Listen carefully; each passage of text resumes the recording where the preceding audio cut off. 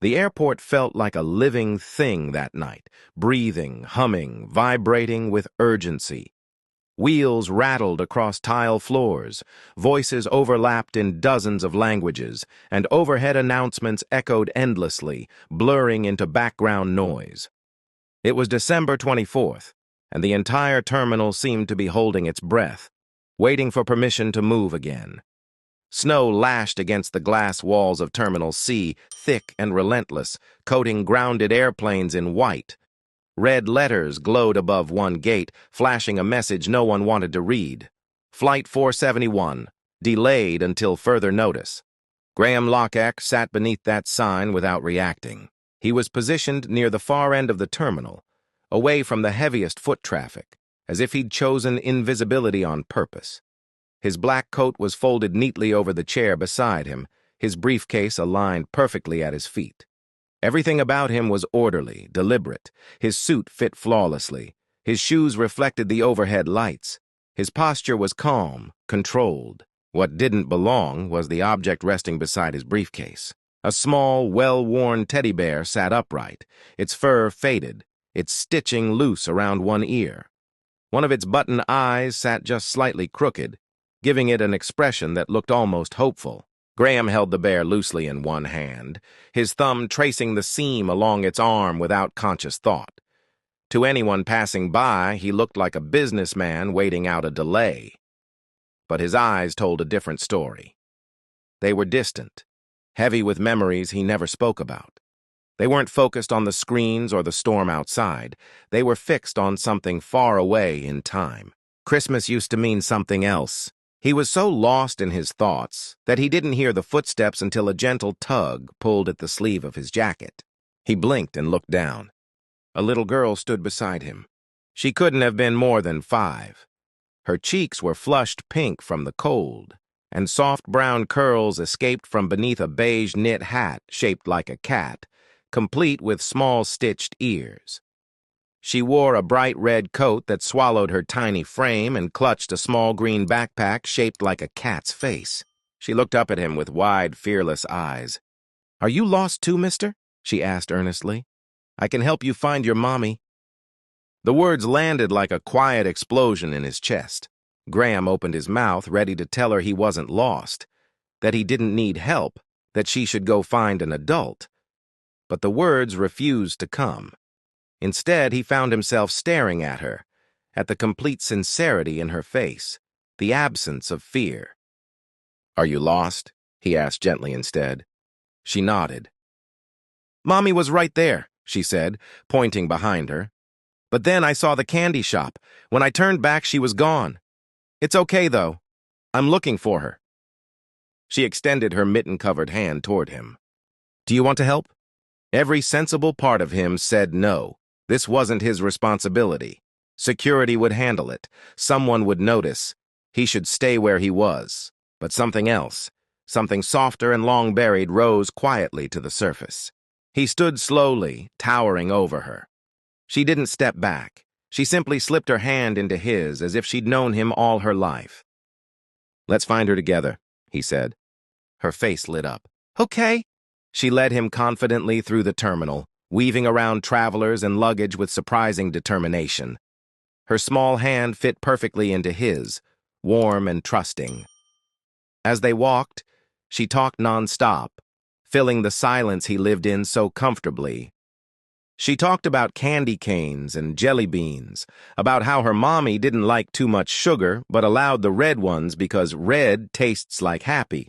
She talked about bedtime songs and how her mommy always sang even when she was tired. She talked about a story her mommy was writing about a turtle who wanted to fly. "A flying turtle?" Graham asked, a faint smile tugging at his lips.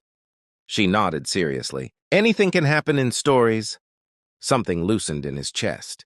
He hadn't smiled in years. Not really. But something about her certainty cracked through the ice.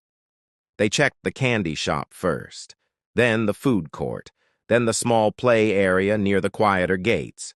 Sophie, she introduced herself proudly, scanned every face with careful attention, bouncing on her toes as if enthusiasm alone could summon her mother. "No luck," Graham knelt beside her. We'll keep looking. She nodded calmly.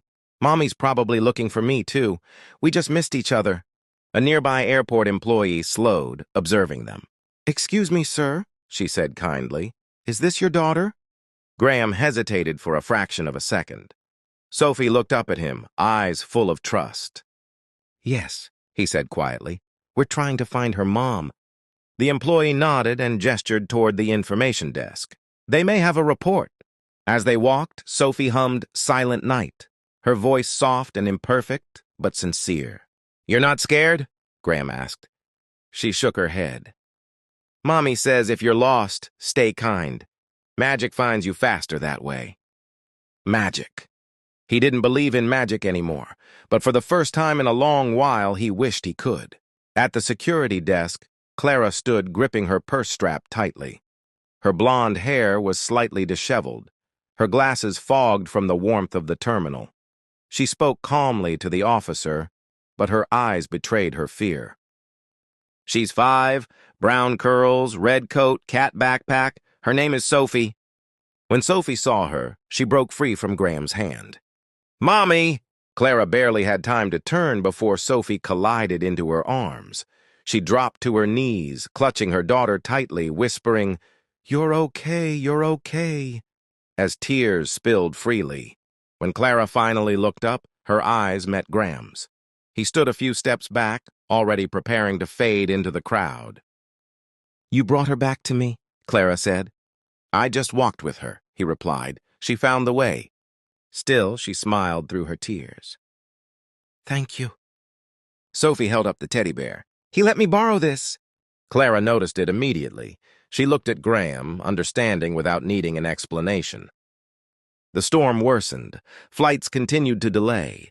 The airport transformed into a place of shared exhaustion. There's a cafe upstairs, Graham offered quietly. It's warmer, if you'd like. Clara hesitated, then nodded. The cafe was small and softly lit, tucked above the chaos. Sophie fell asleep almost instantly once seated. When the waitress returned, she draped a small fleece blanket over the child. He ordered it, the waitress said, nodding toward Graham. Clara's chest tightened. You're doing a good job, Graham said softly. She blinked. Most people don't say that. Someone should. They talked. About Portland. About starting over. About writing stories at night and surviving days one shift at a time. Morning brought movement, VIP lounge access, hot cocoa, a game of checkers Sophie insisted on playing. The loser had to tell a secret. Sophie won every round. Graham confessed to hiding cookies under his bed as a child. Clara admitted she used to be afraid of flying. As Sophie grew sleepy again, she reached into her backpack and pulled out a broken cookie wrapped in tissue. I saved it for you, she murmured, pressing it into Graham's hand. He kept it. When flights were announced, Graham handed Clara a small note with his email. No pressure, he said, just in case. They parted without promises. Emails followed, then longer messages. One night, Clara sent him her manuscript. He read it in one sitting. He sent it to an editor without telling her. When the publishing offer arrived, Clara cried at her kitchen table. A year later, Graham stood at the arrivals gate holding flowers and a book. Sophie ran into his arms. I didn't find you, he whispered. I came to where I knew you'd be. As they stepped into the cold air together, Sophie asked, Are we still looking for something? Clara squeezed Graham's hand. No, she said gently. I think we've been found. And behind them, the airport carried on, unaware that something quiet and extraordinary had just passed through it.